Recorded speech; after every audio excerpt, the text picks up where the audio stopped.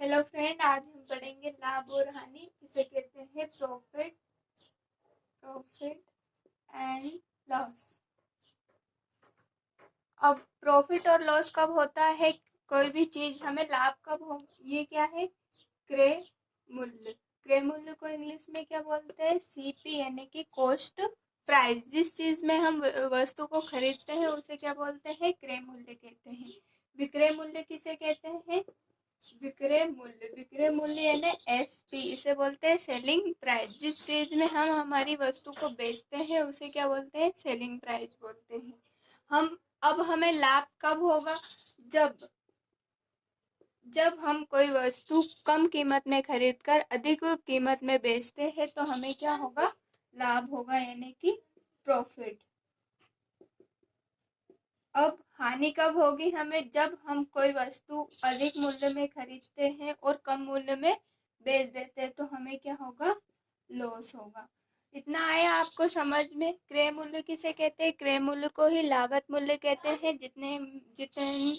जितना कि हम वस्तु को लेने में खर्च करते हैं उसे ही क्या बोलते हैं? जिस वैल्यू में बेचने वाला किसी वस्तु को खरीदता है उसे क्या बोलते हैं हम? क्रय मूल्य। और एसपी, जिस वैल्यू में किसी वस्तु को बेचा जाता है उसे हम क्या बोलते हैं?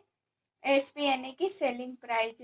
अब क्रय मूल्य, अब ये समझ में आ गया। हम पढ़ेंगे अब लाभ हानि यानी प्रॉफिट एंड लॉस। क्रय मूल्य यानी कि कॉस्ट प्राइस।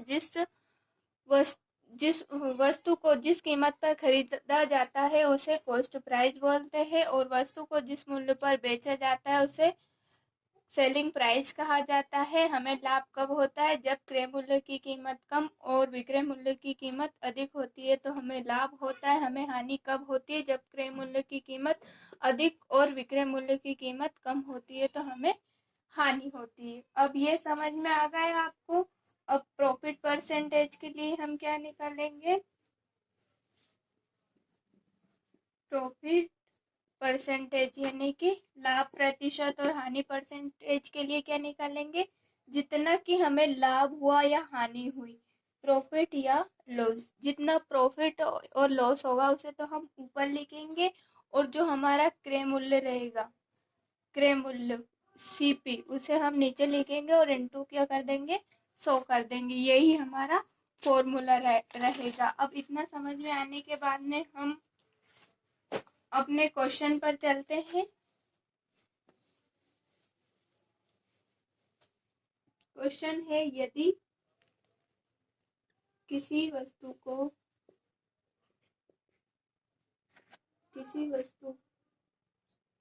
का क्रय मूल्य 480 रुपए है। यदि किसी वस्तु का क्रय मूल्य 480 रुपए है और विक्रय मूल्य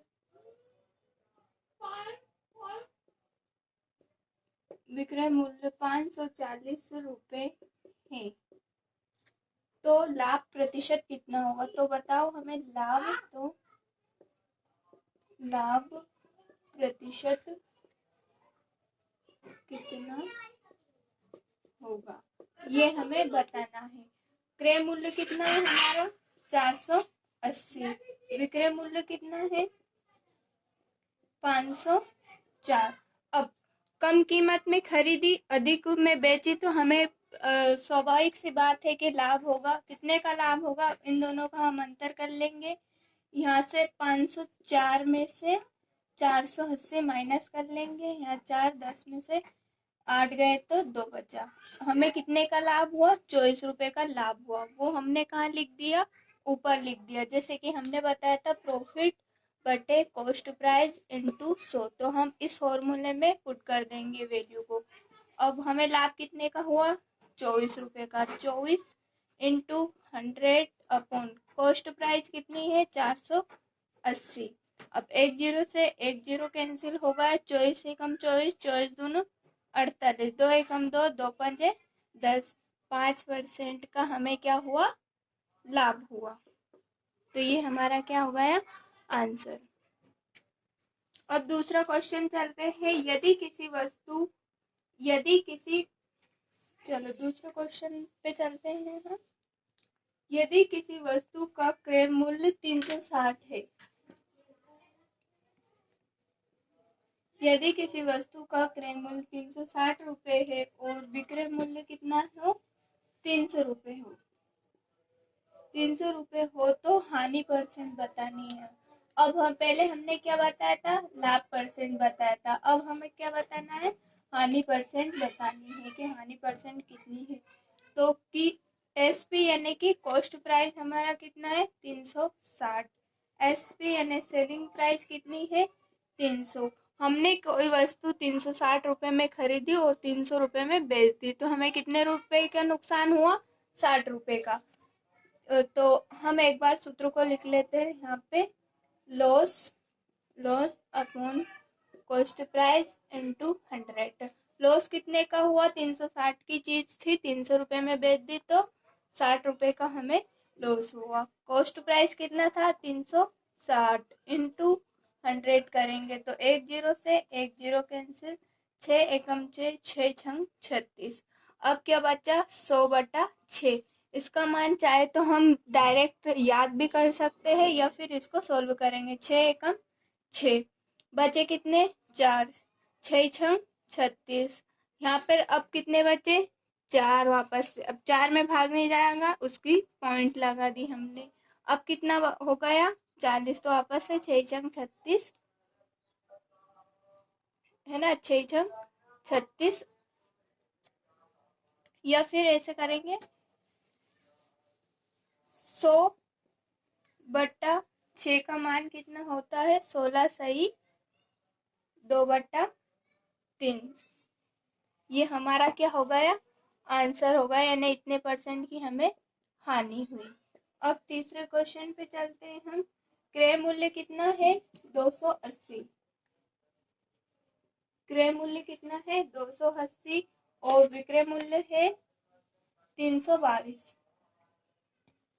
तो लाभ परसेंट बताना। अब इसमें हमें वापस से क्या बताना है, लाभ परसेंट।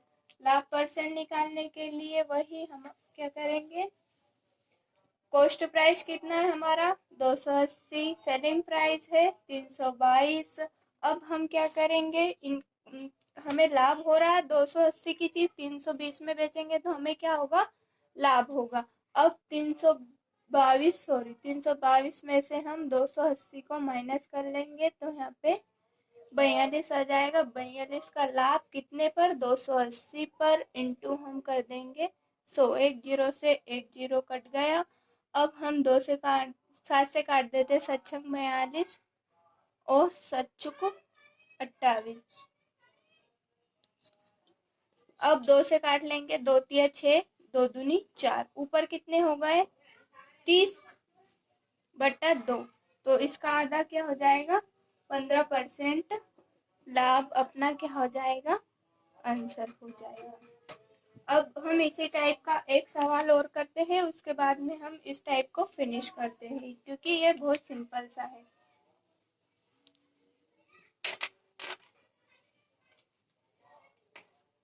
यदि किसी वस्तु का क्रय मूल्य 556 रुपए है और विक्रय मूल्य 480 रुपए है तो लाभ परसेंट बताना है। तो कॉस्ट प्राइस हमारी है 560 रुपए और इसमें हमें लाभ नहीं हानि होगी। देखो कोई वस्तु 560 रुपए में खरीदेंगे और 480 में बेचेंगे तो हमें क्या होगा, हानि होगी। तो यहाँ हमें हानि परसेंट बतानी है कि हानि परसेंट कितना है। 560 रुपए की चीज 480 में बेची, अब इनका डिफरेंस निकाल लो। 80 का नुकसान हुआ 560 पर, इंटू हम कर लेंगे 100। एक जीरो से एक जीरो कट गया, 8 एकम 8, 8 7 56। तो यहाँ आया 100/7। अब हम इसका भाग देंगे, 7 एकम 7, बचेगा कितना, 3, 7 28 बचा 2। तो 2/7% हानि अपना क्या हो गया, आंसर हो गया। अब हमने, ये तो हमारा फर्स्ट टाइप था। अब सेकंड टाइप पे चलते हैं। चलो आज के लिए इतना ही। अब हम नेक्स्ट डे में करेंगे, यानी कि कल आप